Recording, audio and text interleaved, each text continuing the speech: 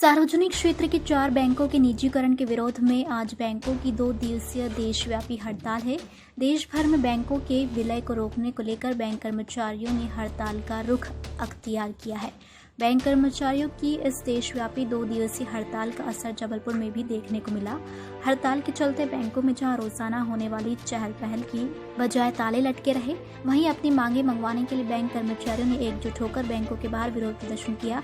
हड़ताल का विरोध जता रहे कर्मचारियों की मांग है कि बैंकों के होने वाले निजीकरण को रोका जाए, क्योंकि बैंकों के निजीकरण से जहां बैंकों का विस्तार नहीं हो सकेगा, वहीं न केवल ग्राहकों को परेशानी का सामना करना पड़ेगा, बल्कि बेरोजगारों को भी बैंकों में रोजगार नहीं मिल सकेगा। इसके अलावा बैंकों के इस निजीकरण का असर देश की अर्थव्यवस्था पर भी पड़ेगा।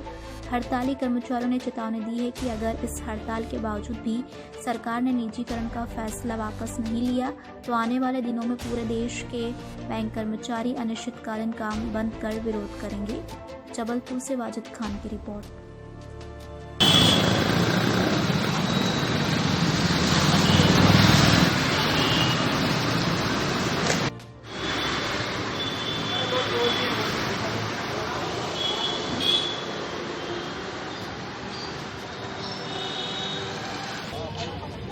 निजीकरण को लेकर के हम भारत सरकार से पूछना चाह रहे हैं। भारत सरकार ने 2 बैंकों का बजट में डिसाइड किया कि 2 बैंकों का निजीकरण करेगी, लेकिन निजीकरण करने के क्या कारण हैं वो कारण प्रस्तुत नहीं किए, क्योंकि ये सारे बैंक जो 4 बैंकों का निजीकरण करने जा रहे हैं, जैसे बैंक ऑफ इंडिया है, बैंक ऑफ महाराष्ट्र है, सेंट्रल बैंक है और इंडियन ओवरसीज़ बैंक, ये चारों बैंकों के बारे में भारत सरकार ये बताने को तैयार नहीं है आखिर इनमें क्या खामी है जिसके कारण वो निजीकरण इसको प्राइवेट सेक्टर में देने जा रही है।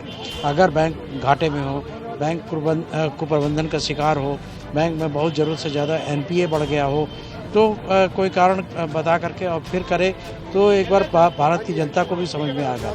लेकिन बिना कुछ बताए केवल तानाशाही के तरीके से एक तरफा निर्णय लेकर के इन बैंकों को निजीकरण की प्रक्रिया में भारत सरकार लाने जा रही है। इससे न केवल क्या होगा कि जैसा पहले भी होते आया है कि कुछ लोग जो भारत सरकार हमारे बैंकों से, भारत की बैंकों से पैसा लेकर के विदेशों में भाग गए हैं, अगर ये पूरे बैंकों का जब पैसा लेकर के अगर भाग जाएंगे भारत सरकार की सहायता से, तो देश की जनता क्या करेगी। पूर्व में भी भारत में ना मालूम कितने प्राइवेट सेक्टर बैंक बंद हुए हैं, जबकि एक भी पब्लिक सेक्टर बैंक बंद नहीं हुआ। देश की जनता का विश्वास पब्लिक सेक्टर में है, पब्लिक सेक्टर की बैंक में है, और वो अपना पैसा वहाँ पर रख करके अपने आप को सुरक्षित महसूस करती है और चैन की नींद सोती है। अगर ये बैंक प्राइवेट सेक्टर में जाएंगे तो इनके माने जो लोग जमादाता हैं उनके ऊपर क्या बीतेगी, उनके ऊपर क्या माने होगा, ये भारत सरकार बताने को तैयार भी नहीं है। इन्हीं सब बातों को लेकर के हम लोग 2 दिवसीय हड़ताल पर।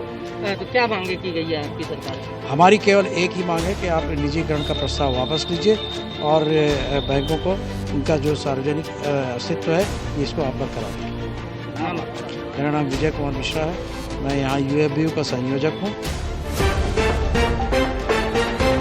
आप देख रहे हैं रश इंडिया न्यूज, हर खबर सच्चाई के साथ।